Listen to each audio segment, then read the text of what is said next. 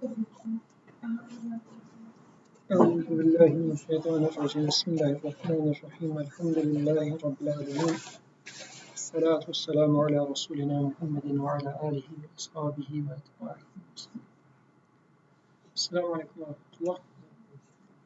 So last week we started questions on faith, and we were talking about the journey of Prophet Ibrahim from Qur'an, his journey that goes through first questioning the way his people used to think, and then going on with saying, okay, since those idols cannot be, it doesn't make sense to accept idols as creator, then is it sun, moon, or stars?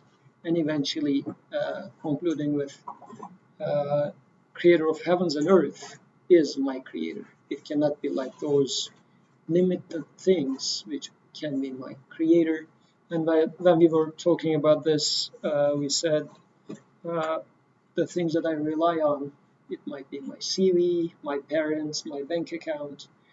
These can be or my genes, my DNA, my heritage, whatever can be my sun or moon or stars that I rely on. So in there, Ibrahim was teaching us a way to question and not shying away from it, but rather arriving to the security, to the belief, conviction through this journey. This week, we will have two sets of verses. The first one is going to be from second chapter, Surah Al-Baqarah, verse number 258 to 260.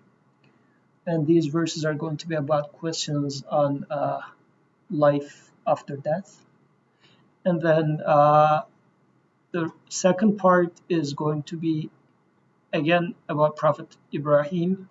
But we mentioned this before, so it's going to be the second part of the discussion today. Maybe it's going to be shorter because we talked about it before, but just for the sake of completeness, we will go through it again. So, do you believe in life after life? Sounds like a song. So, there are three consecutive verses in the second chapter of Surah Baqarah, and they are talking about three different examples for life after death. And after this life ends, is there going to be another life? So let me directly jump into the verse. أَلَمْ تَرَ إِلَى الَّذِي حَاجَّ إِبْرَاهِيمَ فِي رَبِّهِ أَنْ آتَاهُ اللَّهُ الْمُلْكَ. Are you not aware of that person, that king, who argued with Abraham about his sustainer, about his Lord, simply because God had granted him kingship? إِذْ قَالَ إِبْرَاهِيمُ رَبِّيَ الَّذِي يُحْيِي وَيُمِيتُ قَالَ أَنَا أُحْيِي وَأُمِيتُ. And Abraham said, my sustainer is he who grants life and deals death. Then the king replied, I too grant life and deal death. قال إبراهيم فإن الله يأتي بالشمس من المشرق فأتي بها من المغرب فبهت الذي كفر. And Abraham says, verily God causes the sun to rise in the east, you cause it then to rise in the west. Thereupon he who was bent on denying the truth remained dumbfounded. Just shocked. He couldn't find any word to say. وَاللَّهُ لَا يَهْدِي الْقَوْمَ الظَّالِمِينَ. For God does not guide people who deliberately or who do wrong. So this is an interesting story again. This time our actor is Abraham and the king.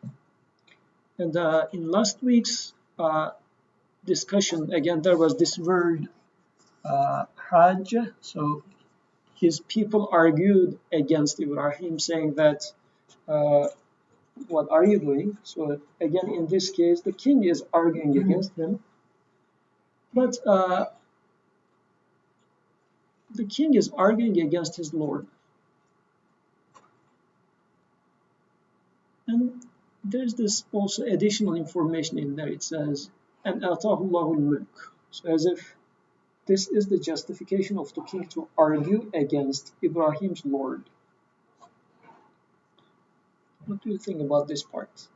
And how does it apply to ourselves? Arguing against Ibrahim's Lord just because I sense some lordship, some kingship within myself. So I would suggest taking ourselves as the king in here, myself being the king, and Ibrahim in this case is, as a continuation from last week, he is a person who found that the creator of heavens and the earth is his Lord. This was his conclusion. And now, this exemplary person of oneness of God, I am arguing against this person about his Lord because I am given kingship. What is kingship that I have, and how do I argue against? So let's keep that in mind for here, just to warm up. These are some questions that I have in there. Yes. I was reading the verses, like it says Rabbihi, right? Mm-hmm. So it's not obvious that he there is referring to Ibrahim. It can also be read as like, are you not aware of that king who argued with Ibrahim about his sustainer, his meaning his own sustainer, because God had granted him kingship. I'm sure Mufassir would know better. They would have reasons to refer her to Ibrahim. But it's interesting because sometimes we also argue against our own sustainer, like denying our own sustainer, claiming we do things by ourselves. Yes, yes, this is one, I guess, possible. So in here, let's keep all these in mind. And then Ibrahim says, my Lord is the one who gives life and gives death. And then he responds, I give life, I give death. So I guess in the story set up, the way that this is being explained is this conversation is happening between Ibrahim and the king at the time, when Ibrahim came with this argument saying that my Lord is the one who can be the one who gives life and gives death. And he says, okay, this is an easy thing. Here is a prisoner. I chop off his head. I gave him death. And then another prisoner who is about to be killed again because he did something bad. He says, okay, you're free. Go. So he says, okay, I give life, I give death. If this is what makes somebody your God, here is a good God, a candidate. Come here.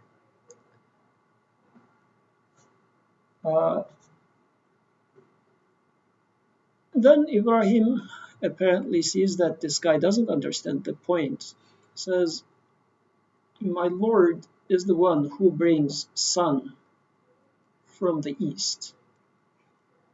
So you bring the sun from the west. You rise the sun from the west then. If you are truly God, then you should be able to do it as well.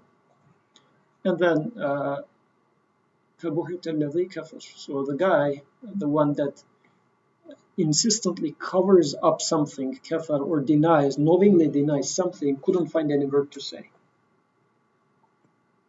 And then, وَاللَّهُ لَا يَهْدِي الْقَوْمَ الظَّالِمِينَ. And indeed, for God does not guide people, because God does not guide people who do wrong. So, how does this apply to us? And how does this, first of all, how does it apply to me? And in my own setup, how does this give me assurance that there is life after death? Two, I guess, basic fundamental questions we have here. What do you think? Ideas? Where do you get the part about life after death? I don't see that directly. That is right. That is right. Go first. Why did I get that? Ah, yes, this is the bad side of being too much going without thinking. Eh? Yeah. So, uh, giver of life, giver of death. What does this mean? Because the guy is saying that I can give life, I can give death. So, but my issue is I find myself living and as if I am naturally dying, and I am concerned about how am I going to, whether I am going to wake up from this death. And so the answer to this question would be, so I would have several questions. If this is my question, the very beginning one, do I believe in life after life, or is there life after death? If this is the question, what would make me uh, unsure? So, for example, if I say that uh, I'm getting into a new business, and Atik is going to fund me, but I'm not feeling secure. I am not sure if he will be able to, right? So, what makes me feel insecure? If you don't have enough funds.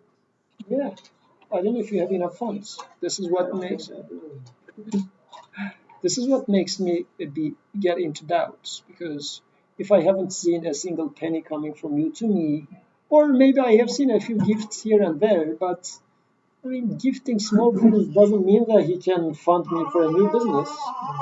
So I will have such questions. But if somebody is going to tell me that, well, Atik is a lord, he can sustain you truly, then I will need to have a good assurance in my hand saying that, well, yeah, definitely, if he does this, then he can do the other one.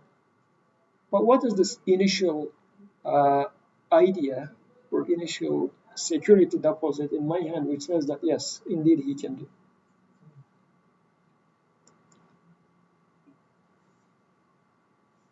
And as if in here, the way I see it is, uh,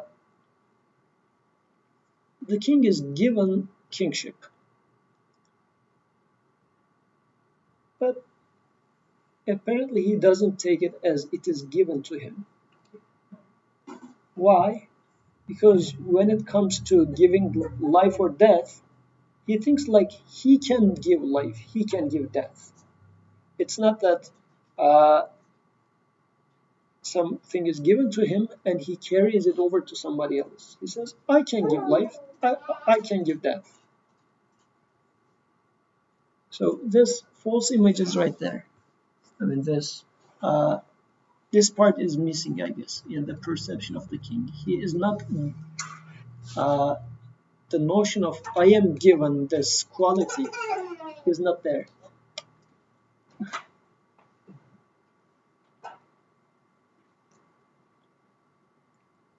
So in my day-to-day life, how does this work? What do I think is giving me life? And also, what gives me death? Let's start from there. Who is giving me death? What do you think? Age. Age gives me death.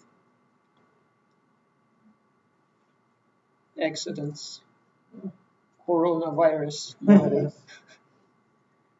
So these are the sort of things that gives me death, as if death is just uh,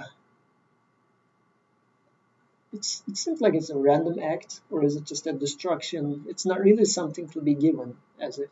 But this verse is saying something contrary to that, saying that uh, the one that gives death. So what does it mean that my Lord gives death?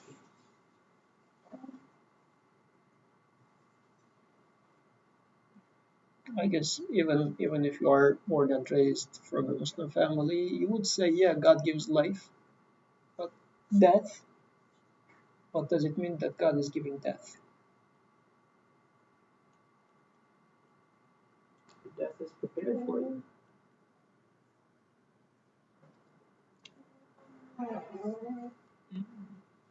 I mean, you mean that it is destined to happen at a certain moment? Or what do you mean that is prepared? That it's, yeah, it's destined, it's predetermined. Okay. It will be carried out in a way that you don't decide. I don't decide. Maybe it's because it happens by chance. If you attribute it to chance. Is there, so for example, if I say this painting is done by a painter, you would have a reason to say that it must be done by a painter and it's not just random paints spilled over there. Because you see some sort of like choice, some art, some order in there about death. Would you say that death must be given by a Lord?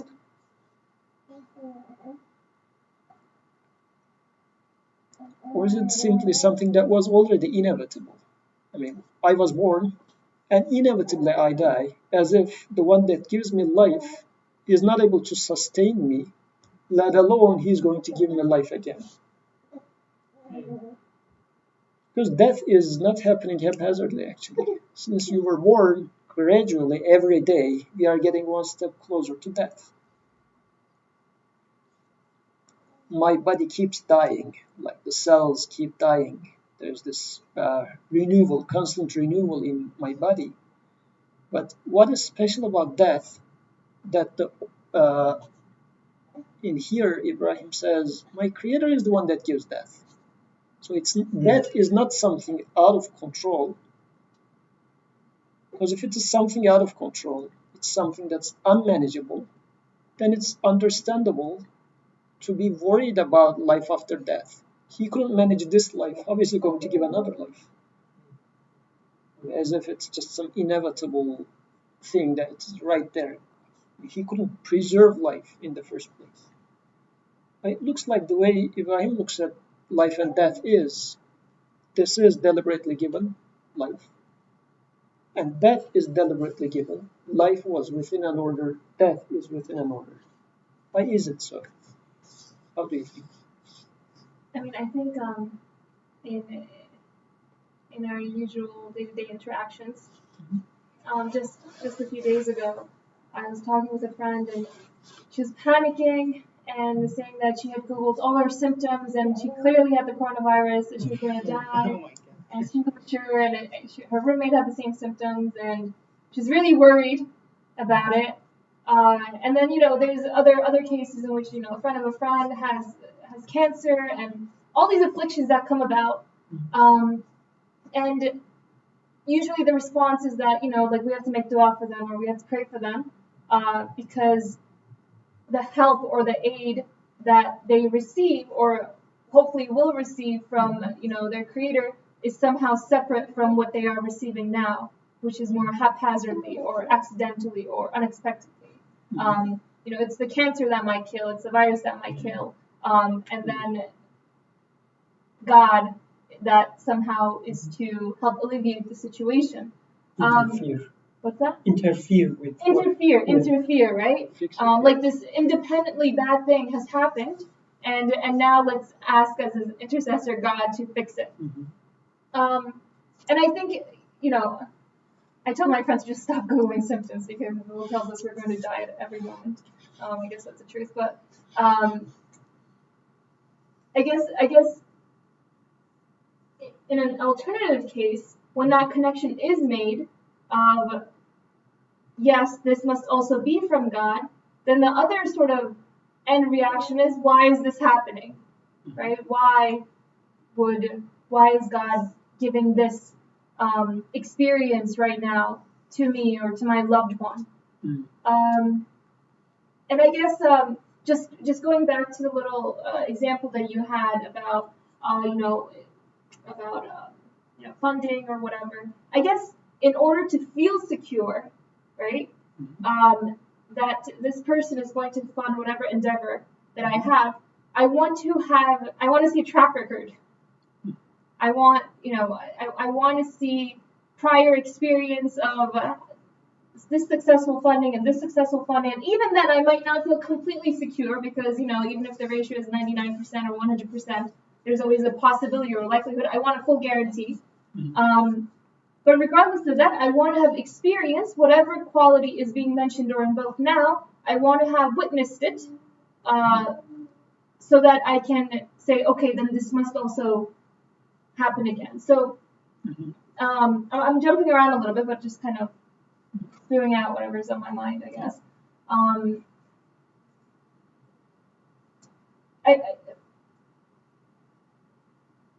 I guess in this context, with the first verse of granting him kingship, I was just thinking about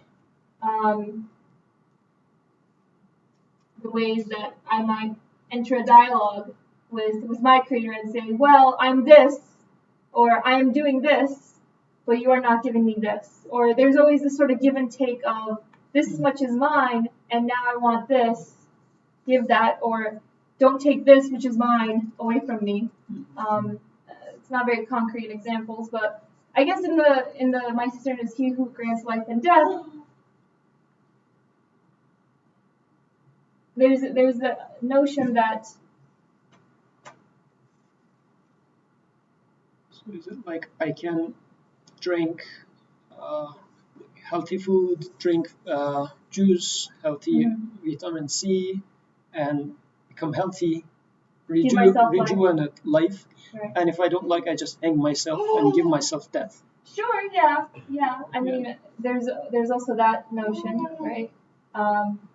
So I guess it needs to be unpacked what exactly the concepts of life and death encompass here. Like, what does it mean to give life, and what does it mean to give death?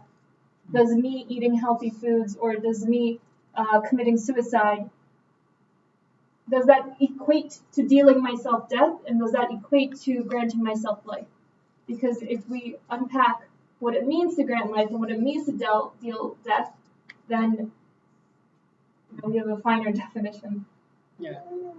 And actually, the way Ibrahim is giving the example of rising of sun along the same lines is an interesting thing, because it looks like he is seeing rising of the sun and giving of life in the same category. So he is rising sun and giving life. Why are they related? Do you see any connection between the two? Apparently he is able to. In the east, you don't check what direction it's coming from, and I think I would relate that to us waking up in the morning.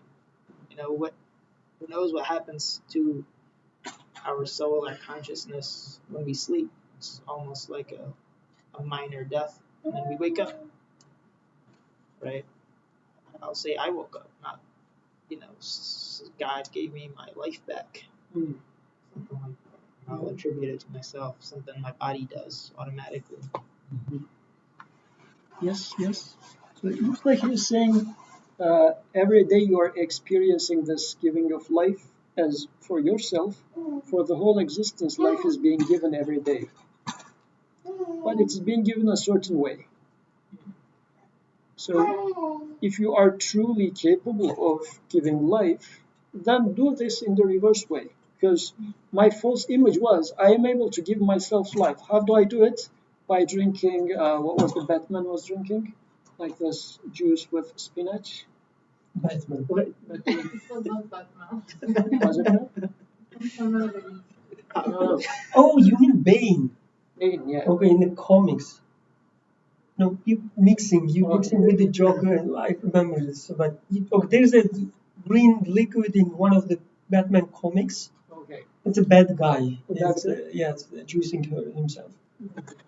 Anyways, so Christian Bale is also drinking this juice. Oh, okay. So it's for healthy life. Far-fetched connection. It's not just a regular drink. But the guy is healthy.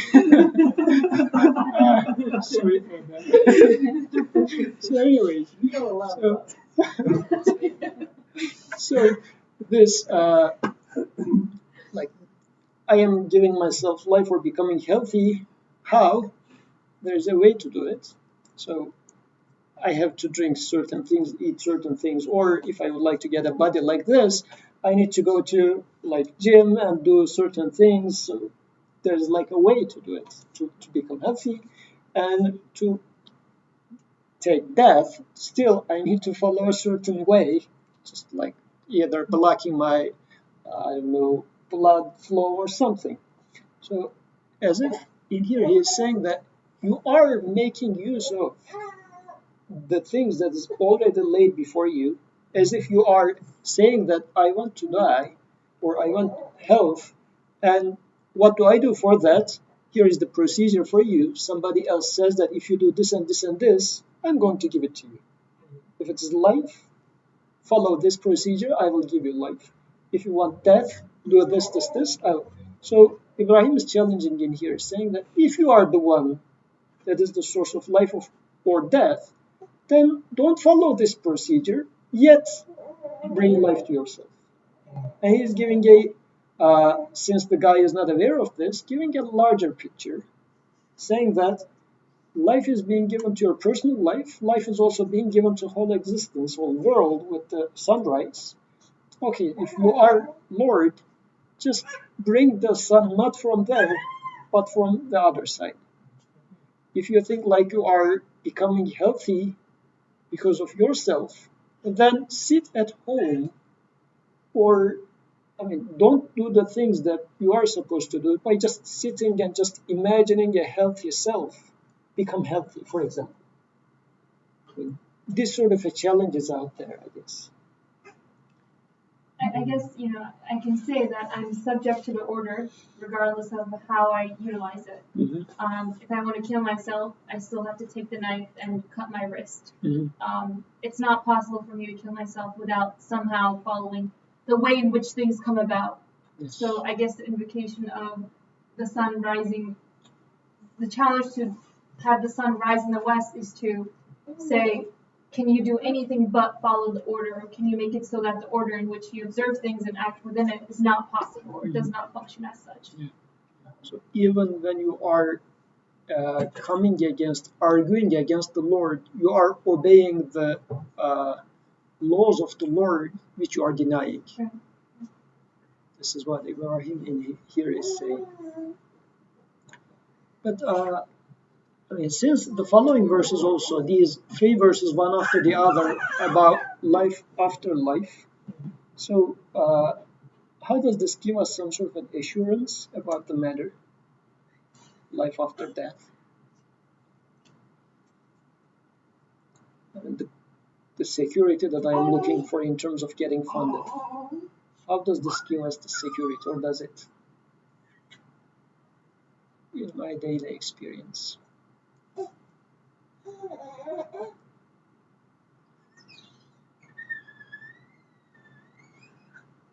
That's the security you might have is that it's not about how much funding I'm given. It's outside of my hands. So I guess again this one should be something about I have worries and doubts if you can give it to me. But if you can just sweep away all those questions, provide answers to those questions, then I will say, okay, then I had worries and you cleared up those worries, so I am now good. Because if I say that, well, does Atik have this amount of money? Somebody comes and shows me, here is his bank account. Okay. He has enough funds. So is there a reason that Atik is going to fund me? Somebody says, well, yeah, definitely. He is like a person who wants to make as many people possible happy. And did he do it before? Yeah, here is his track record. Is there a reason that he's going to do it again? Yes, he wants you to be happy. So on and so forth. As long as you clear up those worries, I would say, well, it looks like there's nothing to be worried about. And this is how it will be if you go to hospital or do a Google search if you are a certain disease. Let's say you go to hospital thinking that you have some sort of a disease, which you experienced last week. Without any feelings of So they went to the hospital, although there were no disease. The doctor says, okay, we need to rule out possible all possibilities. all possibilities out there, which might be just once they cancel out all of them, then they say, okay, now you can be discharged because we don't have any reason to suspect that your little one has any issues. So likewise, we are in this life, we have those question marks, a lot of question marks. But if, as long as they are cleared out, then I will say, yeah, it looks like I was insecure about my life afterwards. And here is a source. And in here, giving life and death, and also saying that the same manifestation is happening. It's not only a matter of giving life to you. The whole universe is being rejuvenated every morning. Life is, it's not only a matter of biological life that you know of. The one that gives life to you is the one who raises the sun and gives life to her. Look how lovely, how lively. So then giving me this assurance that he is able to. I don't need to be worried about, well, is he able to? Yeah, he is doing it already. So why should I be worried? Any comments you would like to add about this verse before we go to the next one? I would say acknowledging that life is being sustained on a daily basis. Every moment. I would ask what the purpose of it is. That might lead me to acknowledging maybe there is a purpose. That is, this life is a test. Might be. I mean, it requires further discussion for sure.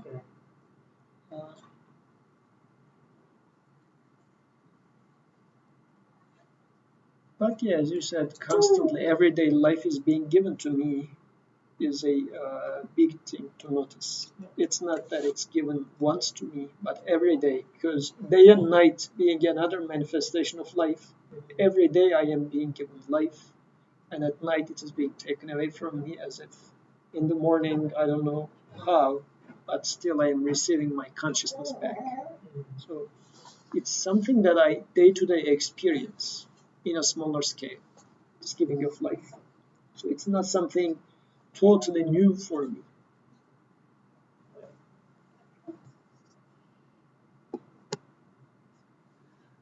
So this is the second example. This is verse number 259. أو كالذي مر على قرية وهي خاوية على عروشها.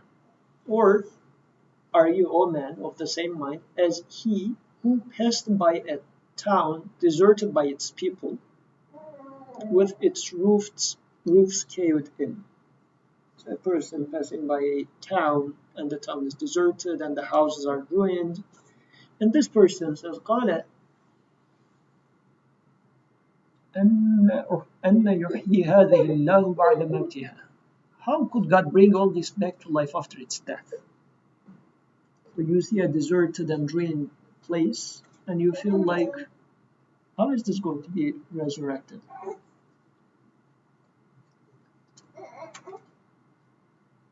فأماته الله 100 عام ثم بعثه. Thereupon, God gave him death for 100 years. Thereafter, he brought him back to life. قال كم لبثت؟ قال لبثت يوما أو بعض يوم. And said, how long have you remained thus, remained deaf? He answered, remained thus for 100 years. فانظر إلى طعامك وشرابك لم يتسنى. But look at your food and your drink, untouched is it by the passing of years. وانظر إلى حمارك ولنجعلك آية للناس. And look at your donkey. And we did all this so that we might make you a symbol unto men. وانظر إلى العظام كيف ننشزها ثم نكسوها لحما. And look at the bones, how we put them together and clothe them with flesh. فلما تبين له قال أعلم أن الله على كل شيء قدير. And when all this became clear to him, he said, I know now that God has power to will anything. This is a very interesting verse. The story is that much. People give some background story to this verse coming from Old Testament. But let's put that story aside. Let's try to see what we see here. A person sees some ruined city, some ruined environment, and says, how is this going to come back? And it might be you and me, like maybe once you visit those ancient sites of huge civilizations, some like superpowers at some point of time who were ruling their territories, strong people. Now nobody is in there, and you say, well, these are all gone. Or even today, you might go into a war zone, let's say, go to Halab, and you see that this once upon a time lively streets are now just ruins. And the question that comes to your mind is, it's just gone. I mean, is this city going to be just lively as it used to be before? I don't think so. It's just good old days, it's gone. Or it might be looking at your own youth pictures, seeing that you were so young and now looking at the mirror like him having all those white hair. So how is this hair going to become black again? When am I going to just get young again? Or these are all gone. There's no way it's going to come back. Or, I mean, to me it sometimes happens, oh, those old days when I was sharper, I was smarter. Now these days are gone. Somebody makes a joke, I understand it 3 minutes later, sometimes 1 day later. When I was young, I was the guy that was making jokes. But today, you see, I wasn't even able to remember the Batman movie correctly. So these are the things that you look back and say that these are gone for good. These are like cities which are deserted, no more. But then what does he say? Okay, there's this questioning again. How could God bring all this back to life after its death? And this is our topic nowadays, as we said, life after death. Not questioning. Questioning. So we tend to have those questions in ourselves. Is this going to change? Or it might even happen that you were good friends with someone at some point, and this friendship is badly ruined. And you're saying that, is this going to be resurrected again? Because it looks like things are broken so bad, it's done and gone. So, what do you think about the rest? I talked about the easy part of the verse. Now, since I did my part, I'll hand it over to you. Thereupon God caused him to be dead for 100 years. Thereafter he brought him back to life. So this should be a way, somehow this story, this metaphor being given in here, to give me security that the city that you see is going to be resurrected anyways. So what does it mean that God gives me death for 100 years and brings me back to life. Can you relate to this? And after this experience, the guy thinks that he just slept there for a day or part of a day, but Creator responds, no, you remained thus for 100 years, and then gives those three interesting evidences. Look at your food and drink. It's untouched. The years didn't make it bad, whatever that means. Then the second one is look at your donkey. Where is donkey? Have you ever seen a donkey in your life? maybe in a desert. Huh? So what is donkey? What is my donkey? And what does it mean that it is set as such so that it becomes a symbol for the man? And then the bones, how they are being clothed or being put together, clothing them with flesh. How is this an evidence? What do you think? And after seeing these three, I will say, yeah, now I am sure this broken friendship can be healed. My youth, which is gone long ago, can be given back to me. My sharpness can be given back to me. I'm not worried about it anymore. It's not like something that I will look at the old pictures and get sorrow from it, but rather, no, I will be, it's fine. So how do I achieve this? By those three examples. What does it mean? Yes, people. Question. Asked about how could God bring all this back to life, like the method, or just the possibility.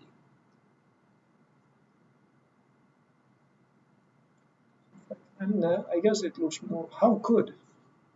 It's not like, okay, how is he going to do it? But how come it's going to happen? It doesn't look like it can ever happen. Because it's gone.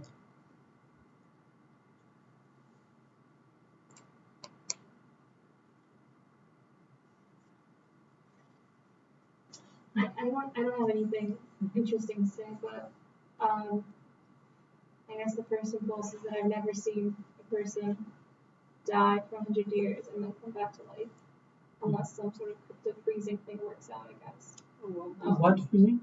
Cryo. Oh, cryo. Okay. But even then, like, are they really dead? How does the science work, or how does it? Freeze the brain. Yeah. Anyways, but what I'm saying is that I haven't seen it. So I was trying to think of examples of,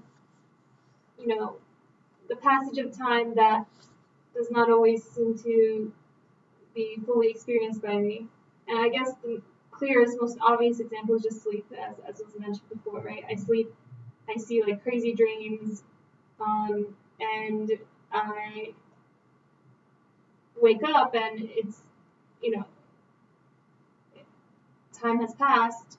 Though in the dreams, years might have passed, or, they say that dreams are only like, I don't know, a few minutes, a few seconds, I don't know, one of those. So it gave me that analogy of how at least sleep or my lack of full consciousness seems to be the best example of how I can sort of see this. If I'm reading it in a very specific way, there might be different ways of reading it. And then I guess the look at your donkey and the bones and whatnot is just an invitation for me to look at everything around me. My donkey can be my cat. My cat is pretty, I would say modern day equivalent of donkeys probably. And just like bones and how you put them together and clean them with flesh, I constantly get scratched by my cat and have wounds. Hurt myself accidentally, and I see the reparation of that. So I guess in a more general sense, again, these are general comments. It can be an invitation to observe and look at what is happening around me and see how it comes to be. Like, how is it that these things are happening? But yeah, I don't know. I mean, I feel like there's first half is especially a little bit enigmatic. I don't have a complete answer. You have something to say? I don't have a complete answer yet. Let's keep trying to find it. But one part that attracts my attention is I am being focused on some ruined city. And I say that just this one, like this friendship is broken, badly broken, or this city is ruined. So how come? I feel like as if this is the end of the world. But the verse is attracting my attention to, as you said, look around yourself. Life is being kept manifested. It's being given all around yourself. In that spot, which became a dark spot for you, you are generalizing what you observe over there. But this is not what is in general out there. Because looking at the death of this, breaking of this friendship, you say that, well, it's not possible that this will get fixed. So, no, look around yourself, see the big picture, because what you are concerned about is, can this be given life again? So in order to solve this riddle, you need to see how life is being given around yourself.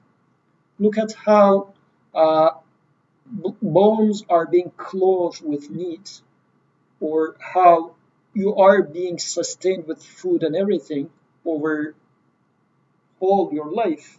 So let's go with a single example. If I'm very much worried about this specific friendship between me and, let's say, a friend, and it's so badly ruined relationship, how is it going to get formed together? So it is as if like a very fragile glass is broken. How is it going to be combined together? Now, this is saying that, okay, it looks like it's impossible to fix. But how about your body? How many billions of particles are stitched together to make the skin? Who is making this skin this smooth by combining all different, I don't know how many elements out there, different types of elements, and gluing them together to make the skin? So this is something right in front of my eyes. This rejuvenation is happening right in there. Or another example would be, I fell down, it bleeds. Within a week or so, it's getting closed. Who is gluing them together? This is something that's always happening right in front of my eyes. So the reason that I am getting very much upset about, well, how is this going to get fixed is because I am focusing on this problem so much so that I don't see what's happening around me. I don't see that the giver of life is acting constantly already. The provider is acting constantly already. Because the one that's giving all these is the one that's going to fix that.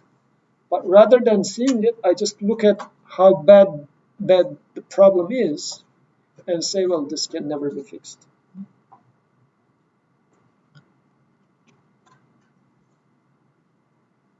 And to me, this feels like God caused him to be dead for 100 years.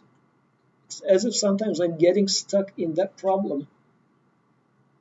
So I forget what's happening around me. And if they tell me how long did it take, as if I don't live that lifespan. Because I get lost in that problem. I say, well, a day or half of a day. Because I was stuck there. No, you were, actually, you were in this state for 100 years. So just look around yourself.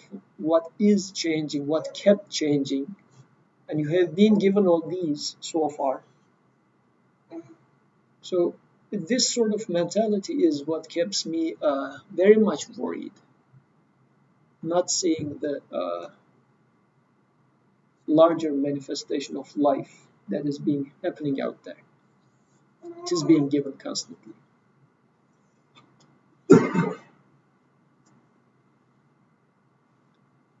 So I can take assurance whenever from this verse, this lesson that I'm taking is uh, whenever I feel lost about anything, when I am upset about life of anything, it might be my own life after death, or it might be death of anything, death of any of my hopes, because these are the things that we experience death with. My hopes are dying. I was hoping that this would happen, but it just shattered down. So, and all of these are reminding me of my ultimate death. This is why they hurt. Otherwise, I wouldn't care. Each and every small death that I experience day to day reminds me of my ultimate death. So, I need to see what is happening in the existence, as he says in here. Look at your donkey, look at your food, look at your bones, how it is being clothed with flesh. These are all different manifestations of life that I experience every day. So this would give me assurance or security that I'm looking for.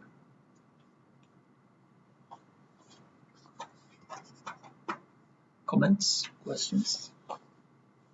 No, I guess along those lines, I was just thinking about how, if I look at a particular moment or state of my life in which it looks like all the roofs have caved in, right? Like everything is just going terrible, or I'm in a state of failure and don't know how to fix it or how to possibly fix it.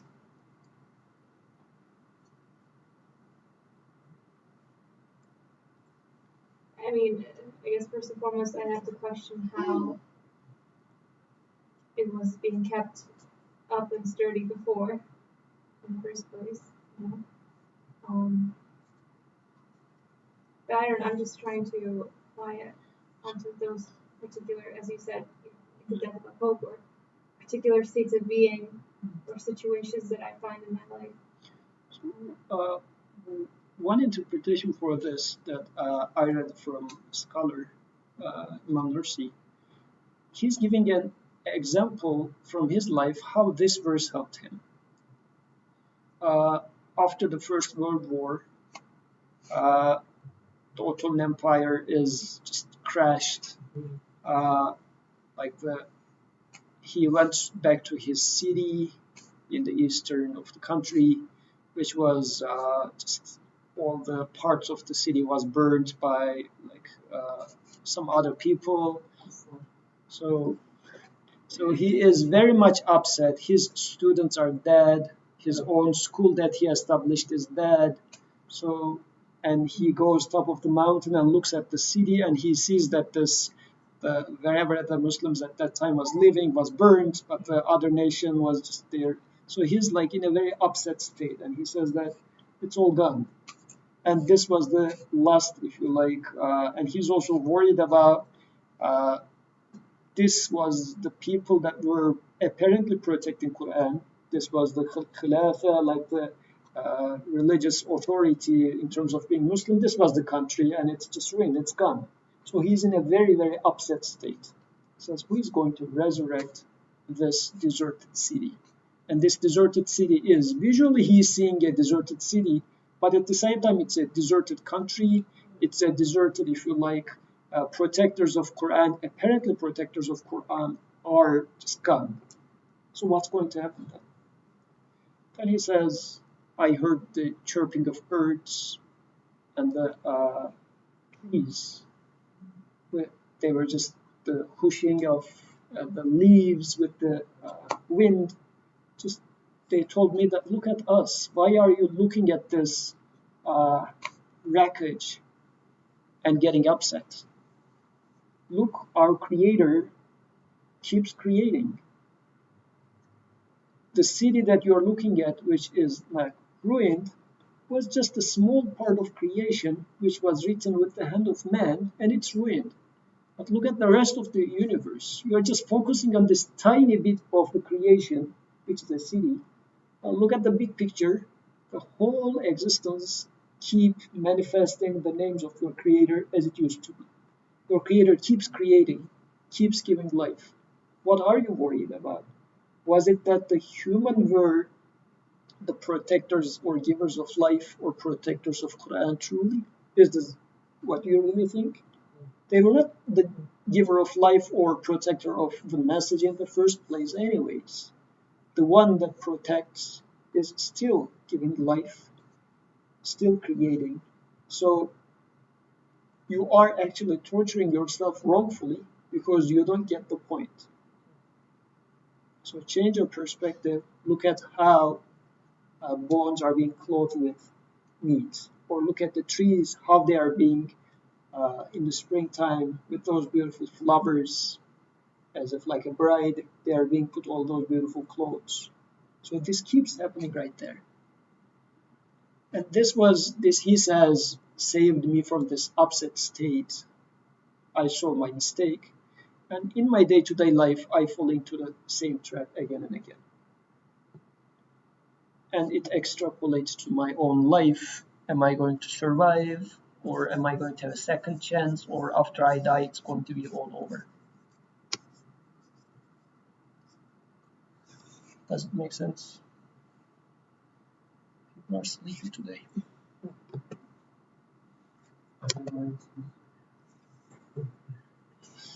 So I guess this would be the last for today. So this is the third. Again, this is those three verses are consecutive verses. Again, we see Ibrahim. So in 258, we saw Ibrahim having this argument with the king. He was saying that my creator is the giver of life and death. 2 verses later, actually 1 verse later, now Ibrahim is asking the question, وَإِذْ قَالَ إِبْرَاهِيمُ رَبِّ أَرِينِي كَيْفَ تُحْيِي الْمَوْتَى. Abraham said, O my sustainer, show me you give life unto the dead. قَالَ أَوَلَمْ تُؤْمِنْ. The Creator says, have you then no faith? Don't you believe?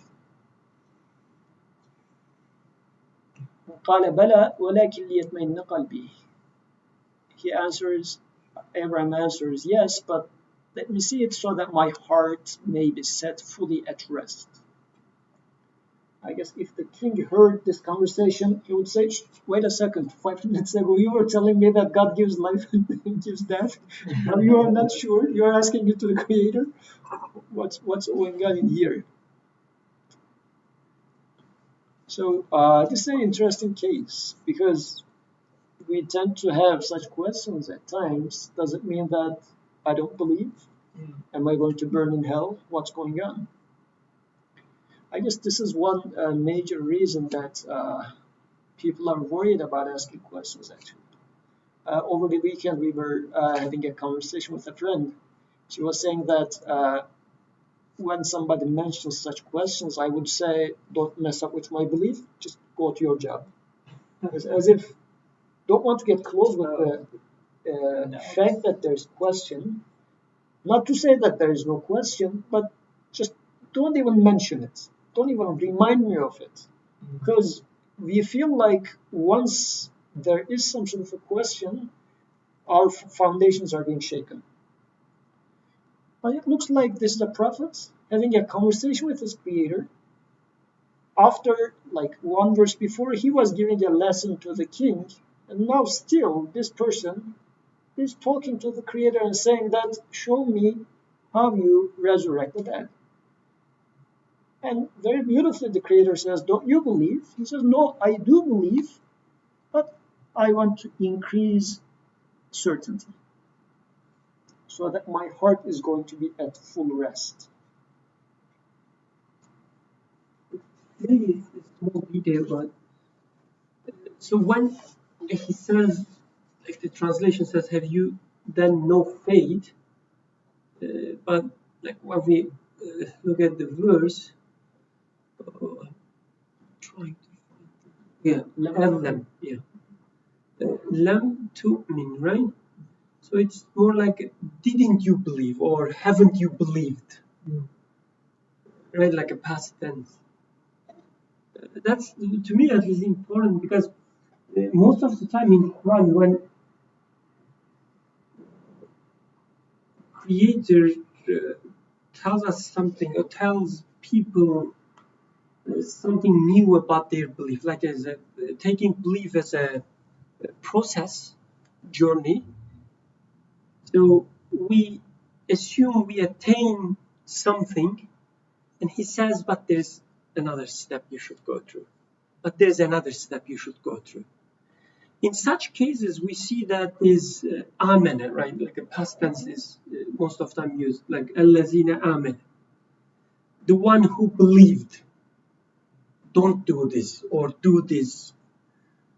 So if you don't take belief as a process, such verses has kind of problematic grammar.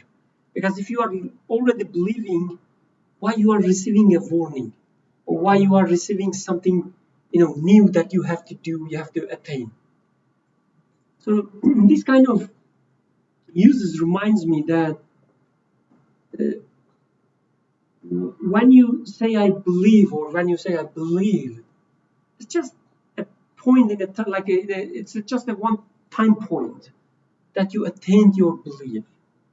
But now, okay, let's go another step. Let's go through another step. Let's go to a new phase of your belief. So I guess here there's a similar approach. Instead of like questioning the faith of Abraham, the Creator says,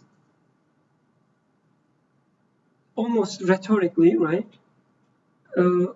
Oh, do you think belief was, one-time business? Right? Yes, you believe in resurrection, but you should renew it. You should make more progress in that sense. And here comes your progress. Now I will tell you something more about resurrection, so that your heart will be fully satisfied for this moment. Next moment, it will require even more satisfaction, because you will be a new person facing a new environment, new reality, and you will come up with some other questions. And I will ask you again, haven't you believed?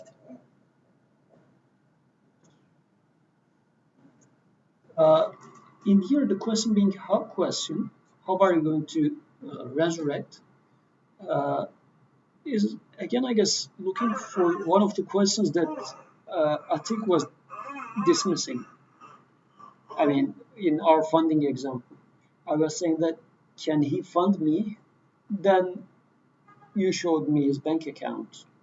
Okay, this misses a problem, and I am satisfied that he can. But how is he going to fund me? So now this is another problem that needs to be cleared away. The first one gave me some security, but this one also needs to be fulfilled. Otherwise, not everybody who has a good bank account satisfies me or finds my or funds me. So yeah, still I want to be fully at rest. My heart wants to be fully at rest. And if I learn something new about the hard hurdles of starting a business, I will say, oh yeah, all the questions so far was answered, but how about this new one? Can he also satisfy this criteria? Then the example is interesting in here. So then the creator suggests him a way to put his heart at rest. Let's see if we can benefit from that. قال فخذ أربعة من الطير. Said he, take then 4 birds. فَاسُرْهُنَّ إِلَيْكَ. Teach them to obey yourself. ثُمَّ اجْعَلْ عَلَى كُلِّ جَبَلٍ مِّنْهُنَّ جُزْءًا. This part of the translation changes across translators, but I think I would like to go with this translation. Then place them separately on every hill around you. ثُمَّ ادْعُهُنَّ يَأْتِينَكَ سَعْيًا. Then call them, summon them. They will come flying to you. وَاعْلَمْ أَنَّ اللَّهَ عَزِيزٌ حَكِيمٌ. And know that God is almighty, wise. why you've chosen to go with the example is that he hasn't killed the birds. Yes. So many translators translate this line as place them separately on every hill. Rather than this, some translators, many translators, choose to kill them and cut them into pieces and put their pieces to different parts. This is what they say. And from the word juz'a, minhunna juz'a, their parts. This translator is saying that parts of the flock, rather than pieces of birds, just, since they are a flock of 4 birds, just the pieces of this flock is each bird. So put them into separate places. So I guess if we take it the way that the other translators take, it definitely will become a miracle that would have been visible to Prophet Abraham, and would definitely, if it happens in front of my eyes, yeah, I would definitely 100% sure would become, yeah, I am sure God gives life after death. It's happening right in front of my eyes. But since this is not available to me, we're not saying that this might not have happened. This is, I mean, the miracle part of it, sure. Well, but how to make it more relevant to me? How does this example become relevant to me? What does it mean that you train 4 birds that gets acquainted with you, you distribute them, and once you call, they come back to you. Flying, they come back to you. And from that, you will know that how Creator resurrects the dead. How come? What does this mean? How does this answer some of my questions about Atik funding me or creating, giving me life? Yeah, I guess, I mean, again, my initial reaction was, what does this have to do with life after death? But, you know, if it's established that those birds obey you, right? If that connection of obedience is there, regardless of distance or how they might be separated, the link of obedience still connects them back to you. In a similar sense, I have to question to what source or to what entity or to what thing is every aspect of me connected.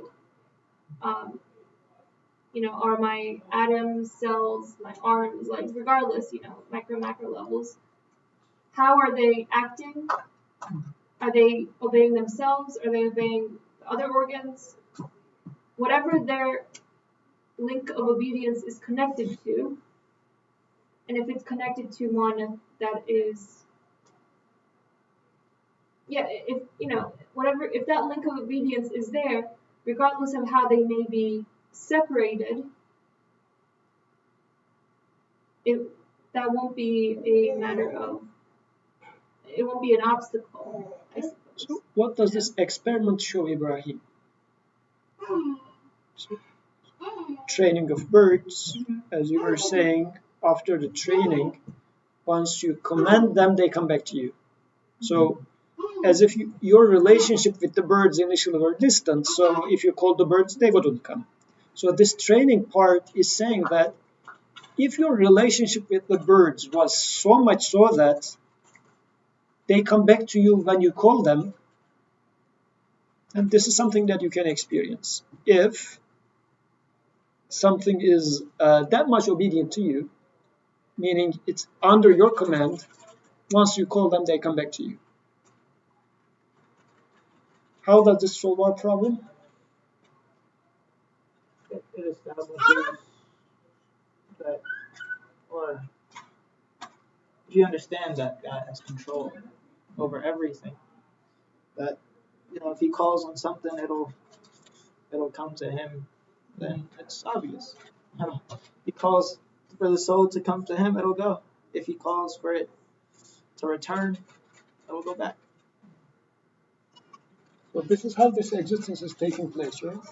So everything in this existence, sun is rising, or things in my body like the cells and whatever water is flowing and everything, how do they happen? They go to the proper place that they are supposed to go. Like in this example, the birds are coming to the proper place once they are commanded to come. And this is how my body is functioning. Everything is going to their proper places within a perfect order. In his case, he in his training, Ibrahim is putting birds under an order. This is what he is experiencing. And the Creator is saying, look at the existence. Everything is under perfect order. They are under the command of someone who is ruling the whole existence. So once he calls something, once he commands something, everything is happening. Actually, the things that are happening is result of the command. Don't you see that? So it is within his command, like in the similar way, your resurrection is simply a matter of a command.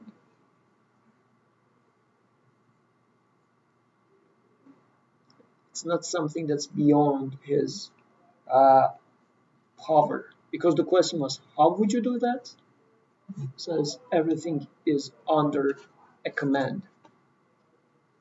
So relative to his command, all are the same. And in here he had 4 birds. He separated 4. If it was 400 birds, would it be any different? Still with the same command, 400 birds will come. So it's not a matter of number, really.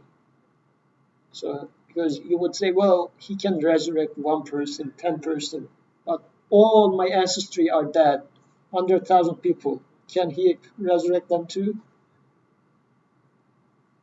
So this metaphor in here is telling that the existence is taking place within an order, under a command. Do you observe this command? Therefore, 1 and 1 million are the same in front of this command. It's not a matter of, well, he can do 1, can he do 1 million? They're all the same. Because in the previous verse,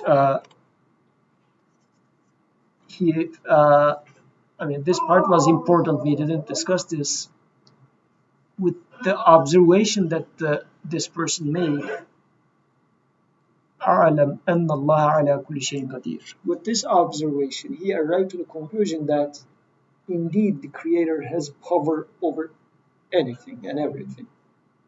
So can he fund this as well? Can he do this as well? He's doing everything already. What is this extra thing that is beyond that? There's nothing that's outside of such power. It's all the same for that power. There is no, this is easier, this is harder. It's not a matter of easier, harder. He has power over everything. Undefinable, unrestricted power that I observe.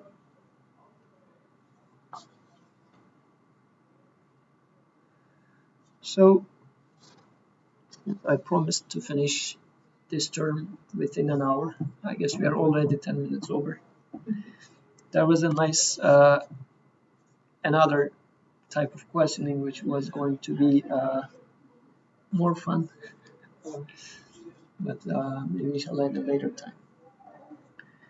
سبحانك لا علم لنا إلا ما علمتنا إنك أنت العليم الحكيم وآخر دعواهم أن الحمد لله رب العالمين الفاتحة